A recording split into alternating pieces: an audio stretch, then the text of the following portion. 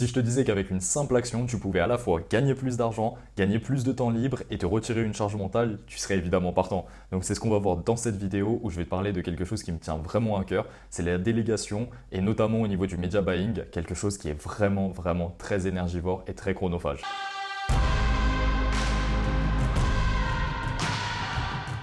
Ne mets pas tous tes œufs dans le même panier. Tu as déjà dû entendre 1000 fois cette phrase dans le business et elle est aussi très vraie pour le e-commerce, notamment quand on parle des régies publicitaires. Être dépendant d'une seule régie publicitaire, le plus souvent c'est de Facebook Ads qu'on est dépendant, c'est ultra dangereux et je te le recommande vraiment pas. C'est une erreur que moi j'ai faite pendant très longtemps et vraiment là on va voir dans cette vidéo comment éviter ça. Tu le sais déjà très probablement mais il existe énormément de régies publicitaires différentes. Parmi les plus connues et les plus puissantes, Facebook Ads, Google Ads, Snapchat Ads, TikTok Ads, Pinterest Ads ou encore du Native Ads avec Outbrain et Taboola qui sont les deux plus grosses plateformes de Native Ads. Toutes ces régies publicitaires, tu peux les mettre dans deux catégories différentes. Les régies publicitaires qui fonctionnent à l'impression et les régies publicitaires qui fonctionnent au mot-clé et donc au clic. Tu vas avoir du coup ces deux modes de facturation avec d'une part Facebook Ads, Snapchat Ads ou TikTok Ads qui vont te facturer à l'impression.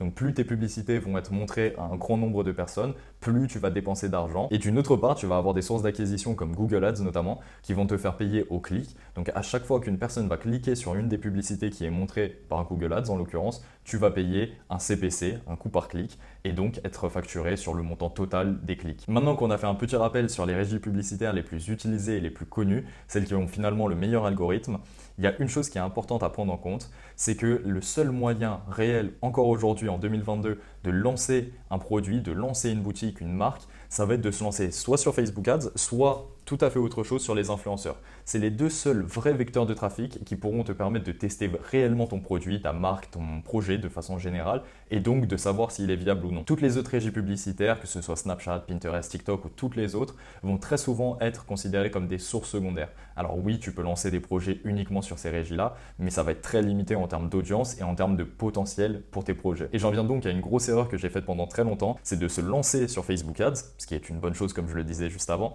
mais de se contenter par la suite de n'utiliser que Facebook Ads et de ne pas aller sur les autres régies publicitaires. En fait, en faisant ça, tu vas être complètement dépendant du bon vouloir de Facebook Ads. Si Facebook décide de bannir ta page, ton profil, ton BM, ton compte pub ou n'importe quoi d'autre, du jour au lendemain, ton business peut s'arrêter. Et ça va être vraiment une grosse problématique. D'autant plus que même si Facebook a aujourd'hui l'algorithme le plus puissant du marché, eux aussi peuvent procurer de l'instabilité et du jour au lendemain te faire passer d'un ROS de, je sais pas, 4, 5, 6 à un ROS qui est inférieur à 2 et qui te fera très probablement perdre de l'argent selon ton projet bien évidemment. Donc ça va être vraiment une chose à ne pas faire, une grosse erreur de se contenter d'une régie publicitaire quelle qu'elle soit. Et je suis sûr que tu as plein de préjugés sur certaines plateformes. Par exemple Snapchat et TikTok Ads qui vont être destinés à une audience ultra jeune qui va avoir moins de 25-30 ans et tout à fait l'inverse. Tu vas penser que Facebook et Pinterest ne sont adressés qu'à une audience qui est mature, qui a plus de 45-50 ans. T'as pas tout à fait tort, mais t'as pas raison pour autant. Et je vais te donner un excellent exemple qu'un de mes amis m'a donné très récemment. Supposons que tu vends un produit qui s'adresse aux grands-mères. Tu vas pouvoir donc aller targeter ces grands-mères sur Facebook Ads et Pinterest Ads. Ça va être très pertinent, tu vas être dans ton audience et tu vas certainement avoir du succès. Tu vas te dire que si tu vas sur Snapchat et TikTok Ads, tu ne retrouveras pas ton audience, donc les grands-mères.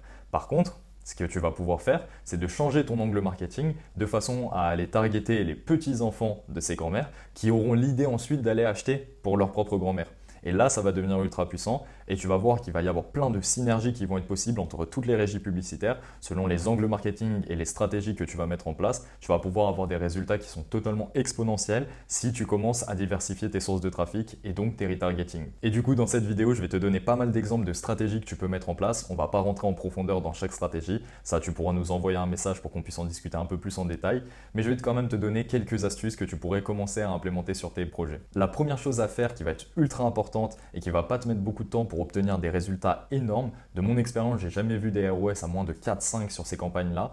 Ça va être de lancer des campagnes de branding sur Google Ads. L'idée, c'est que les personnes que tu vas cibler via ton trafic froid sur les autres régies publicitaires, typiquement Facebook, Snapchat, TikTok, etc., tu vas leur donner la possibilité de te retrouver directement sur Google Ads via ta campagne de branding. Donc la campagne de branding, qu'est-ce que c'est? C'est simplement une campagne qui va répondre à la recherche que feront je l'espère, tes futurs clients qui comprend le nom de ta marque. Je vais te donner un exemple beaucoup plus concret. Supposons que Nike fasse de la publicité sur Facebook Ads. Tu ne vas pas nécessairement appuyer sur acheter directement depuis la publicité Facebook Ads, mais tu vas peut-être te rendre sur Google et taper de nouveau Nike. Et le premier résultat qui va ressortir, c'est le site officiel de Nike sur lequel tu vas te rendre et sur lequel tu vas finaliser ton achat. Donc ça va être ultra puissant puisque les personnes qui vont être ciblées par ton trafic froid sur Facebook Ads vont pouvoir aller directement taper le nom de ta marque sur Google Ads, te retrouver et finaliser leur achat comme si tu étais une marque du type Nike. L'idée de façon générale, tu l'auras compris, ça va être d'être vraiment présent sur toutes les régies publicitaires. Je ne sais pas si la stat est exacte ou non, mais j'avais entendu dire à l'époque qu'en moyenne, une personne devait voir 7 fois ta publicité ou ta marque pour devenir un client. Donc, peu importe si la stat est exacte ou non, ce qui va être vraiment important, c'est de comprendre la logique derrière et de voir l'importance qu'il y a à faire du media buying cross-platform. Ce qui veut donc dire être présent sur toutes les régies publicitaires. Et d'ailleurs, pour faire un petit parallèle avec le monde de l'influence, c'est exactement cette stratégie qui va être ultra puissante. C'est le fait de voir beaucoup de tes influenceurs préférés qui vont parler du même produit, qui vont lui donner de la légitimité et donc te pousser à l'achat. Donc ça fonctionne avec le monde de l'influence, mais aussi, et j'ai presque envie de dire surtout, avec les régies publicitaires et le media buying cross-platform. Et en parlant des influenceurs et des stratégies de media buying cross-platform que tu peux mettre en place, n'oublie surtout pas à chaque campagne d'influence de récupérer tout le trafic, de créer des audiences que tu vas ensuite pouvoir retargeter sur tes autres régies publicitaires. Ça va être ultra puissant et ça va te permettre de rentabiliser toujours plus chaque campagne d'influence. Tu vas pouvoir faire des nouvelles créatives dans lesquelles tu vas promouvoir un code promotionnel qui va être encore plus important que celui qu'a mis en avant ton influenceur, ou tu vas aussi pouvoir récupérer le placement de l'influenceur s'il t'y a autorisé. Ça, il faut vraiment que tu fasses ultra attention à être d'accord avec l'influenceur et ou avec son agence ou agent pour pouvoir réutiliser son placement directement en ads, ce qui va être ultra puissant. Mais encore une fois, fais ultra attention à ce niveau-là, puisque placer avec un influenceur ne te donne pas l'exploitation de son droit d'image et donc la possibilité d'utiliser ses placements en ads. Du coup, on en a fini avec les stratégies qui vont reposer sur la synergie entre les influenceurs et le media buying. Maintenant, je voudrais parler d'une autre stratégie encore qui peut être mise en place et qui va être ultra intéressante. Toi aussi, je suis sûr que tu as entendu 1000 fois cette histoire comme quoi une personne a parlé avec un de ses amis ou a fait une recherche sur Internet et ensuite on lui montrait plus que des publicités pour le produit dont elle a parlé ou le problème dont elle a parlé. Donc là, on va prendre un exemple tout bête. Si je veux acheter des chaussures et que j'ai fait une recherche sur Internet, directement après, on va me montrer que des publicités pour des chaussures. Ça va être généralement sur la petite bande d'annonces qu'il va y avoir sur les côtés ou en bas du site que tu vas consulter. Et bizarrement, on va te mettre qu'en avant des chaussures qui correspondent à tes recherches et à tes critères. Ça va être une stratégie de retargeting que tu vas pouvoir mettre en place via Google Ads, le Google Display, ou via le Native Ads, qui sont deux stratégies qui sont ultra puissantes. C'est une forme de retargeting et ça fonctionne ultra bien là aussi. Donc tu l'auras compris, il y a énormément de stratégies de media buying cross-platform que tu peux mettre en place, que ce soit avec l'inévitable branding Google Ads, que ce soit via des stratégies d'influenceurs ou avec des campagnes de display et de Native Ads. Et encore, il y a énormément d'autres stratégies dont on pourrait parler pendant des heures. Mais là, je t'ai vraiment donné des basiques, des choses qui peuvent t'aiguiller sur tes prochaines campagnes que tu vas lancer et sur les régies publicitaires que tu vas utiliser.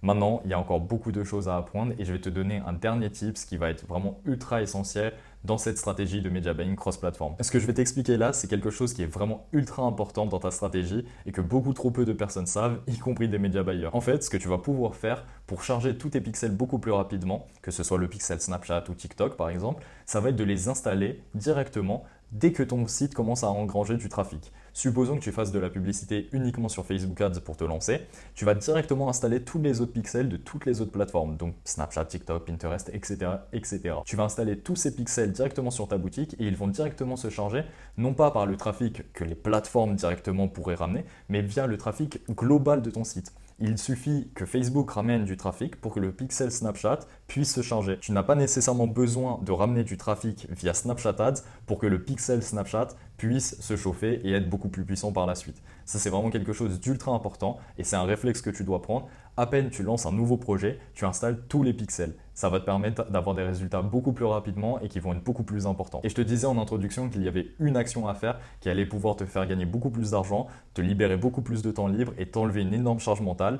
Là, tu te dis, mais de quoi je parle? Je t'ai donné plein de stratégies à mettre en place qui vont être ultra chronophages, ultra énergivores. Ça n'a aucun sens en fait. Mais la chose dont je voudrais te parler maintenant, ça va être de déléguer toutes les choses sur ta boutique e-commerce qui sont essentielles mais pour lesquelles tu n'es pas le meilleur et pour lesquelles tu n'as pas le temps. Typiquement le media buying. Il existe plein de media buyers, dont des media buyers que nous on connaît très bien et avec lesquels on travaille depuis un certain temps, en lesquels on a totalement confiance et qui vont pouvoir se charger de la mise en place de toutes ces stratégies, ce qui va donc te dégager énormément de temps, de charge mentale et te permettre d'avoir d'avoir des bien meilleurs résultats puisque c'est une agence 100% professionnelle qui va gérer tout ça à ta place et donc te apporter des meilleurs résultats puisque le succès de leur agence dépend des résultats qu'ils obtiennent pour leurs clients. Donc ça va être vraiment quelque chose que je vais te suggérer, c'est de mettre en place toutes ces stratégies de media buying, mais de ne pas le faire par toi-même, de le déléguer à des agences qui seront bien plus compétentes, qui vont certes te demander un certain prix, mais qui à côté de ça vont te dégager beaucoup de temps, de charge mentale et te faire gagner toujours plus d'argent. La rentabilité, elle va être énorme, surtout si tu es quelqu'un de très occupé, qui veut monter beaucoup de business, beaucoup de projets, qui a une grande vision et qui ne peut pas se permettre de gérer toutes les régies publicitaires en même temps. Si maintenant tu veux qu'on parle de tout ça plus en détail et qu'on puisse te recommander les médias buyers avec lesquels on a l'habitude de bosser depuis déjà un bon moment et qu'on a recommandé à beaucoup de nos clients chez Scaling Area, tu peux nous envoyer un message sur Scaling Area sur Instagram ou tout simplement prendre un call avec nous pour qu'on puisse discuter de ton projet. Et surtout, ce qui va être ultra important, c'est que tu t'abonnes à cette chaîne, que tu likes la vidéo, que tu la commentes et même peut-être que tu la partages de façon à ce que nous, on soit motivés à faire toujours plus de contenu et qu'on puisse t'apporter toujours plus de valeur de manière à ce que tu puisses scaler tes business le plus loin possible. Je pense avoir fait le tour des choses que j'avais à te dire aujourd'hui. Nous, de notre côté, chez Scaling Area, notre objectif, c'est de te faire scaler par tous les moyens et je suis sûr qu'on va y arriver. On se retrouve très prochainement pour une prochaine vidéo et il me reste plus qu'à te souhaiter un excellent scale.